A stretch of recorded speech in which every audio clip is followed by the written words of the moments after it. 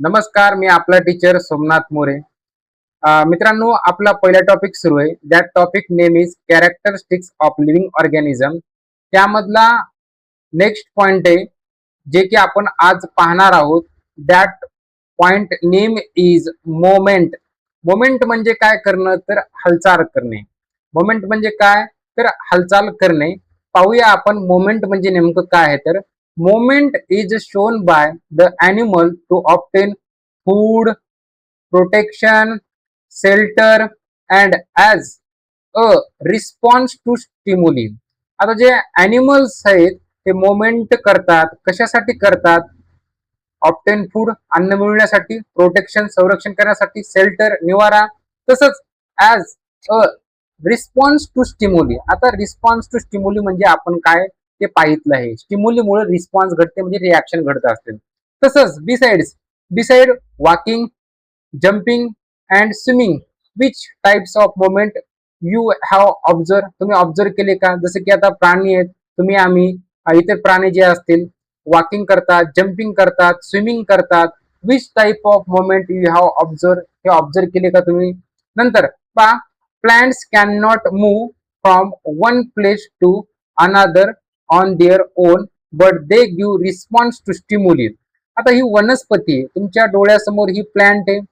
Plant ह्या ठिकाणाहून ए point पासून ह्या बी पॉइंट पर्यंत जाऊ शकते का? नाही, जाणार नाही. प्लांट जी आहे, plants can not move from one place to another on their, स्वतःहून ती जात नाही. पण दे गिव्ह काय देते, ते रिस्पॉन्स टू स्टिम्युली देते. म्हणजे आता काय, तर रूट खाल्ले आहेत वनस्पतीचे, कोणला? मॉइश्चर म्हणजे पाण्यासाठी. वरच्या ज्या फांद्या आहेत त्या सूर्यप्रकाश मिळवण्यासाठी. आपण ती पाहिलेलं आहे रिस्पॉन्स टू स्टिम्युली मध्ये. पहा, if sunlight comes only from one side the branches grow in that direction. म्हणजे आता ही जी फांद्या आहेत, या इथल्या फांद्या, त्या कोणाच्या डायरेक्शननं? जिथून सूर्यप्रकाश यायला त्या डायरेक्शननं फांद्या काय करतील, ब्रांचेस त्या डायरेक्शननं जातील. नंतर roots grow toward the मॉइश्चर्स.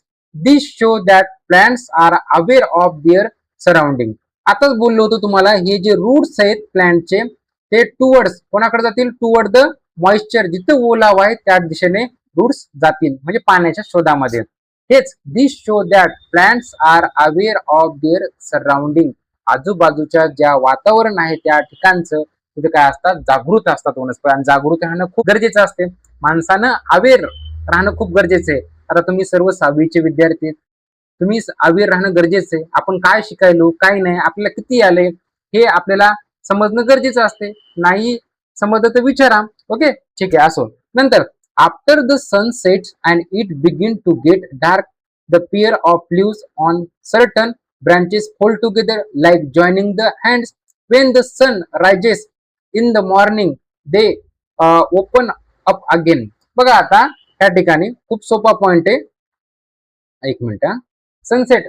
Sunset म्हणजे काय, तर सूर्य मावळणे.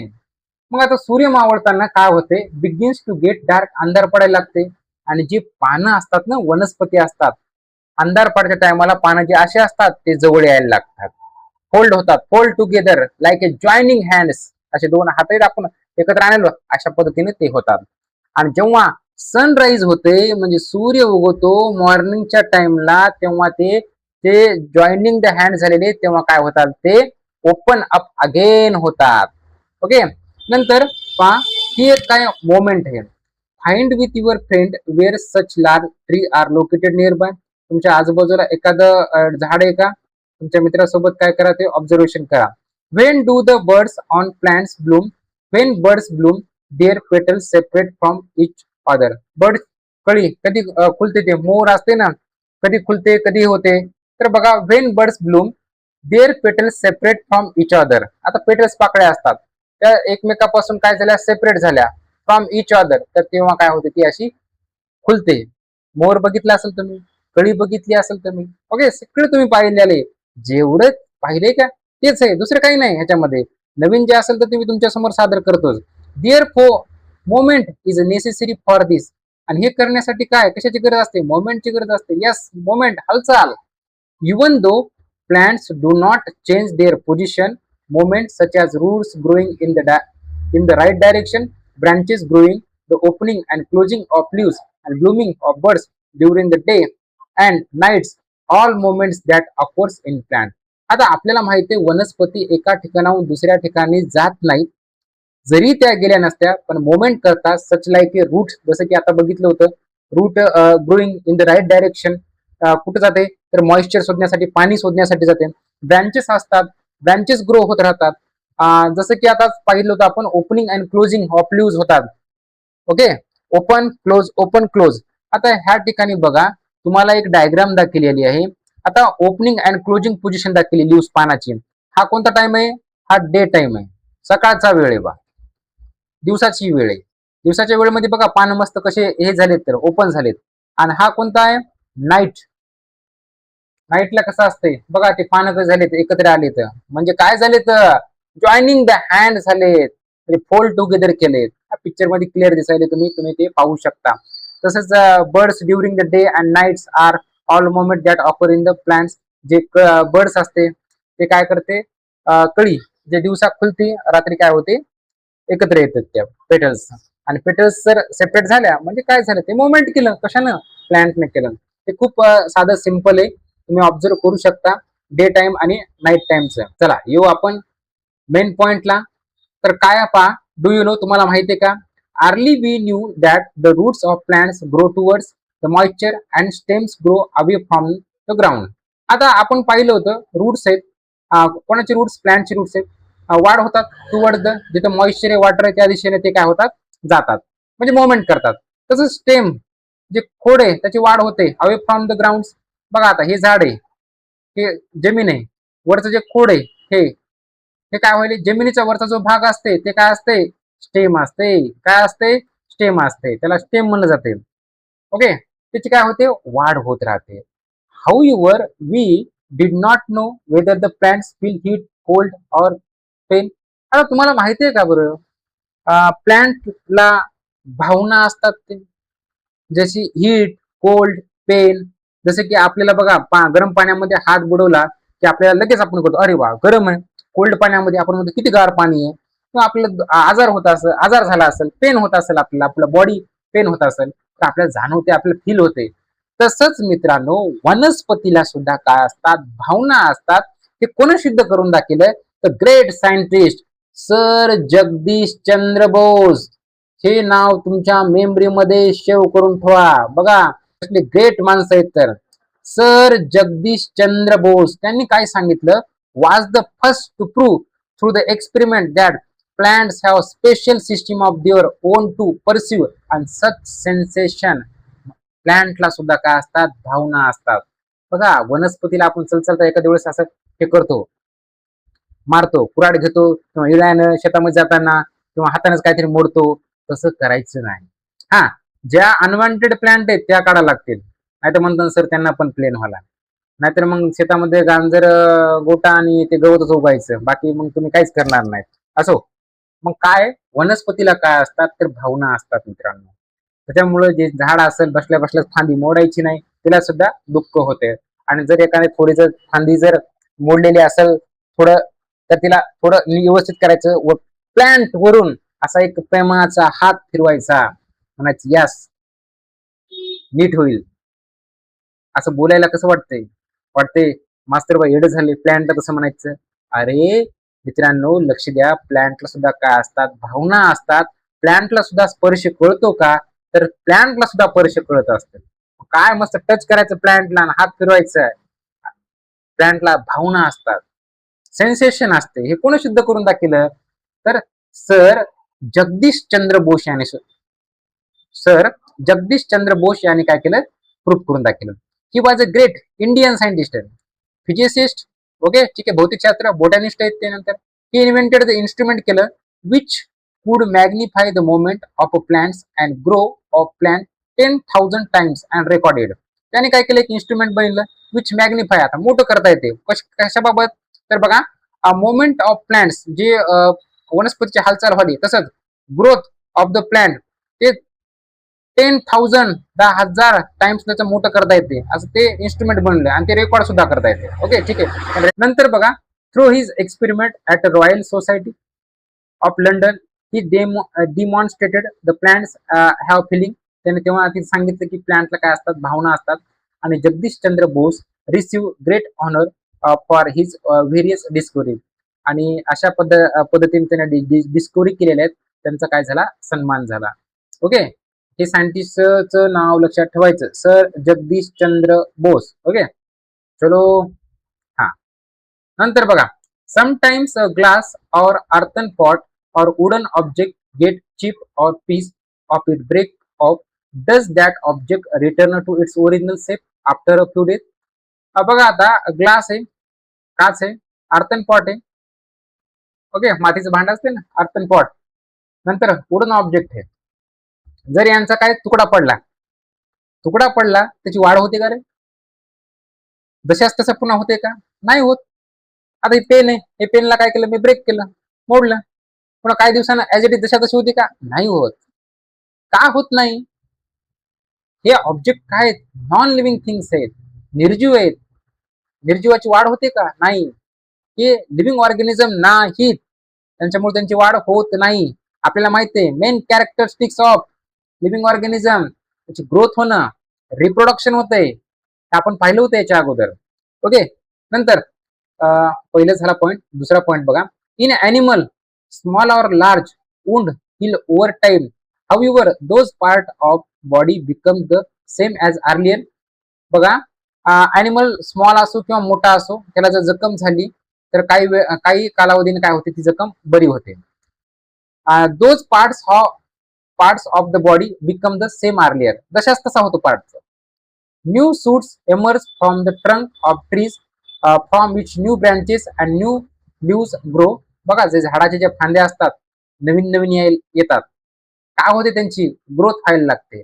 दिस is because new cells are constantly being form. हे असं का होतंय? आता जखम झाली, मला इथलं मास जे निघून गेलं, काही दिवसांना ऍज इट इज जशाच तसं ही जखम काय होती, भरून येते. म्हणजे आपल्या बॉडीमध्ये सेल्स काय होतात, कॉन्स्टंटली तयार होत राहतात. तसंच वनस्पतीमध्ये सुद्धा जे ट्रंक ऑफ ट्रीज आहे, फ्रॉम न्यू ब्रँचेस तयार होतात, न्यू लिव्स ग्रो होतात. तर नवीन सेल्स जे असतात कॉन्स्टंटली बिंग तयार होत राहतात. ओके, नंतर बघा, there are differences in structure of cell in various parts such as bones, muscles, skin. आता ज्या बोनचे सेल असतील, मसलच्या सेल असतील, स्किनच्या सेल असतील, त्यामध्ये डिफरन्सेस आपल्याला आढळते त्यांच्या स्ट्रक्चर ऑफ सेलमध्ये. नंतर बघा, the body of all living organisms is made of cells. Living organism जे बनले, त्याची बॉडी जी बनलेली आहे, कशापासून बनलेली आहे? सेल पासून बनलेली आहे. मित्रांनो लक्ष द्या, तुम्हाला माहिती असावं की जी सेल आहे, सेल पासून काय बनत असतात, तर मित्रांनो टिश्यू बनत असतात. काय बनत असतात रे? टिश्यू बनत असतात, नॉट पिसू, टिश्यू. सेल पासून काय बनतात? टिश्यू बनतात. आणि टिश्यू पासून काय बनत असतात? ऑर्गन बनत असतात. आणि ऑर्गन पासून काय बनत असतात? ऑर्गन सिस्टीम बनत असते. काय रे? ऑर्गन सिस्टीम बनत असते. आणि ऑर्गन सिस्टीम पासून काय बनत असते? बॉडी बनत असते. ही जी बॉडी आहे असा बनत असते प्रवास. एव्हरी लिव्हिंग, बघा, every living cell in the body requires nutrient आणि ऑक्सिजन. आता प्रत्येक पेशीला, ही जी पेशी आहे त्यासाठी काय रिक्वायरमेंट असते, गरजेचं असते? न्यूट्रिएंट, पोषक घटक असतात, आणि ऑक्सिजनची गरज असते. साधं सिंपल आहे, वाचलं की लगेच कळून जाते. The water tanks which are not clean regularly, containers where water is stored for long time, you might see mosquitoes larva in such places. खूप दिवस झालं एक टाकी बा, वॉटर टँक्स आहे, ते धुतलं नाही, काही नाही, तसाच ठेवून दिला. कंटेनर्स वॉटर स्टोअर, तसंच पाणी त्या ठिकाणी स्टोअर झालं, तर काही दिवसानं त्याच्यामध्ये काय होतात, मॉस्किटोजच्या लार्वा होतात, अळी व्हायला सुरुवात होते. आणि तुम्ही पाहिलं असेल ते. If a container of water is left uncovered in a dark corner of the home, small larvae of mosquitoes can be seen moving up and down from the bottom to top of the water. बघा, आता ही जी टाकी आहे, आता ही जी टाकी आहे, हिला cover केलं नाही, झाकलं नाही, अनकव्हर आहे, ह्याच्यामध्ये पाणी आहे, पाणी. ओके, ठीक आहे, पाणी नाही. आणि थोडे अंधार भाग असते ना आपल्या घरामध्ये, थोडा त्या ठिकाणी ठेवून दिली याला, म्हणजे त्याच्यातलं पाणी काढलं नाही, काय नाही, जशा तशी ठेवून दिली. काही दिवसानंतर काय होतात, लार्वा छोटे छोटे ते अळी टाईप पाण्यामध्ये वर येतात, खाली येतात, वर येतात, खाली येतात. हे ऑब्झर्वेशन करून पहा. हे कशामुळे होतंय, तर आपण क्लीन न केल्यामुळं. खूप दिवस झाले याच्यामध्ये पाणी साठले आणि याच्यामध्ये काय होतात, मॉस्किटोज लार्वा तयार होतात, अळ्या तयार होतात आणि त्याच्यापासून काय होतात, मॉस्किटोज तयार होत राहतात, मच्छर तयार होत राहतात. If you observe them daily you will notice that within a few days this small larva transfer into mosquitoes. आणि छोटे छोटे लार्वा आहेत ना अळी, नंतर याचं रूपांतर कशामध्ये होतंय, तर त्याचं रूपांतर होतंय मॉस्किटोज मध्ये होते. ओके, त्याच्या लार्वा आहेत, लार्वा लार्वाचं रूपांतर कशामध्ये नंतर मॉस्किटोज मध्ये होते. त्याच्यामुळे आजूबाजूचा परिसर स्वच्छ ठेवायचा. म्हणजे आपल्या घरामध्ये जे टाकी असेल, वॉटर टँक असेल, त्याच्यामध्ये खूप दिवसाचं पाणी असेल तर ऑब्झर्वेशन करायचे बा त्याच्यामध्ये वाले का अशा प्रकारच्या लार्वा, मॉस्किटोज लार्वा, आणि ते घातक असते. बघा या ठिकाणी कसा डर्टी प्लेस दाखवलाय. त्याच्यामुळे आजूबाजूचा परिसर काय करायचा, क्लीन ठेवायचा. हा चार्ट एक आहे युनिकली अस. आता काय सांगते बघा, बेसिक माहिती नॉर्मल आहे, एवढं काय अवघड नाही. You must have seen the young ones. Young ones म्हणजे पिल्लू बा कशाच तरी असेल, ऑफ मेनी अॅनिमल्स. आता कोणकोणाचे, काऊ, डॉग, माईस आणि कॉक्रोच यांचे जे पिल्ले आहेत ते त्यांच्यासारखे दिसतात.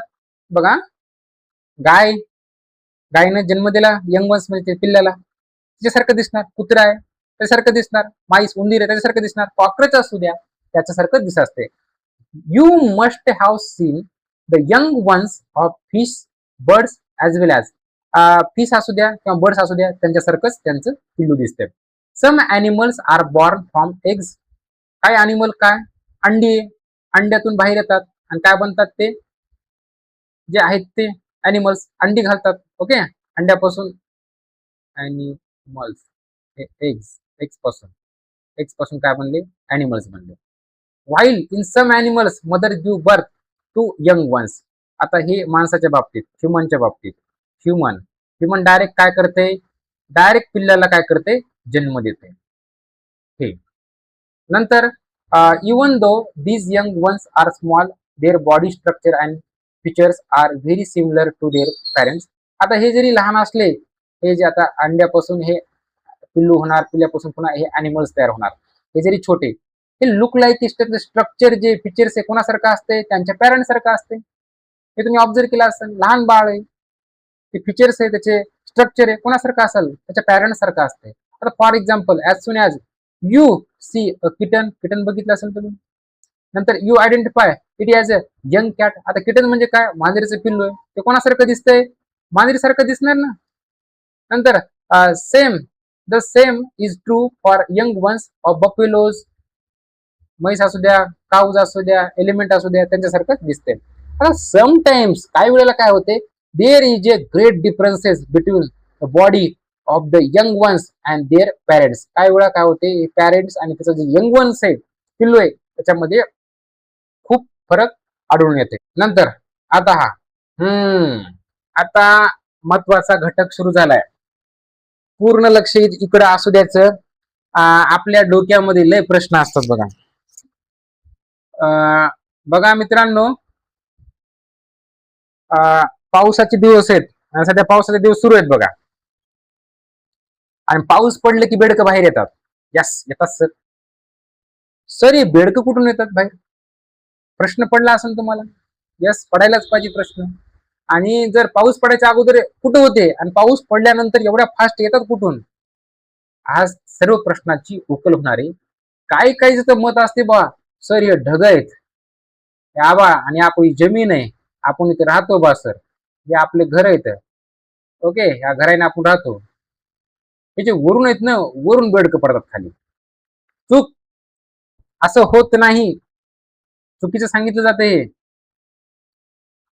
कुठं आभाळातून कुठे पडत असते का रे, थोडा दिमाग लावायचा. पण आपल्या लहानपणी सांगितले असते ते डोक्यामध्ये शिव असते. तेच मित्रांनो पाहू काय शिकायचंय आज आपल्याला. तर लक्ष द्या मित्रांनो, फुल कॉन्सन्ट्रेशन करा. आज आपल्याला शिकायचंय life cycle of a frog. जीवनचक्र, फ्रॉग, बेडूक, बेडकाचं जीवन चक्र शिकायचं आपल्याला.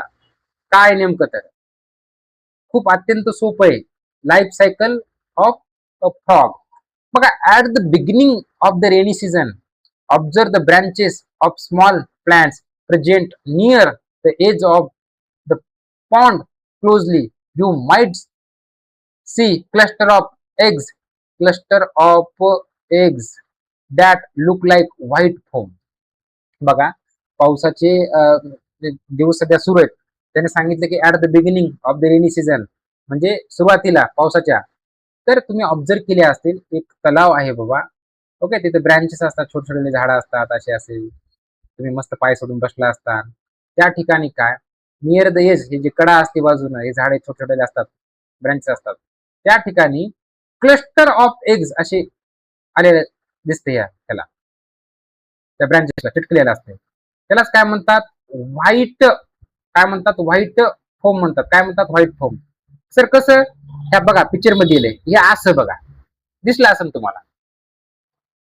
Bring some of those eggs along with a small piece of the branch and put them in a large jar filled with water. मग ते काय करायचं, एक फांदी आणायची तोडून तिथे इथून. हे काय करायचं, एक जार आहे, असा जार आहे, जार. आता पाणी याच्यामध्ये टाकलं आणि टाकल्यानंतर काय करायचंय बघा, make sure that the branch stage slightly above the water. If possible, use water from the pond itself. Put a lip in the jar for them. Observe the jar for week thrice a day. Do not forget to write down the dates. त्याने काय सांगितले, तिथले जे branches आहेत तोडून आणायची आणि मध्ये अशी टेक टाकायची, पान बिन असेल ते फोमचं, व्हाईट फोमचं, नंतर बुडून टाकायची आणि वरून जे आहे ब्रांचेस वरून पण ठेवायचे बुडलेले आणि बाहेर पण दिसली पाहिजे. आणि ह्याच्यामधलं जे पाणी आहे ना, शक्य तेवढं ह्या पॉन्ड्स मध्ये असलं, जे तलावामध्ये आहे तिथून आणले ते असलं तरी चालतंय किंवा आपलं पण चालतंय. मग आपण काय करायचं, दिवसातून 3 वेळा काय करायचं, याचं ऑब्झर्वेशन करायचं.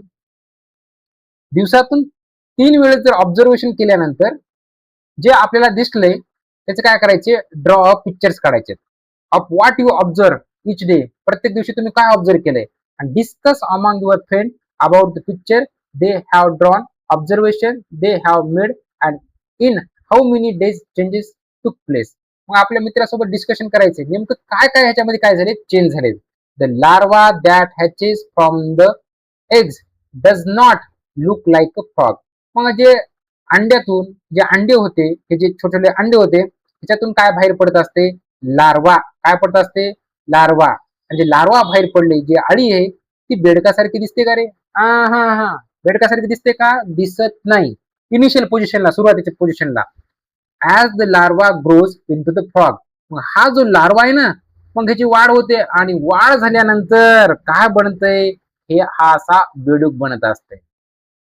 It goes through several stages. त्याला अनेक स्टेज मधून जावं लागते. बघा खाली हे अंडी आहे, अंड्यापासून कसा लार्वा बनला, हे आळी टाईपचं.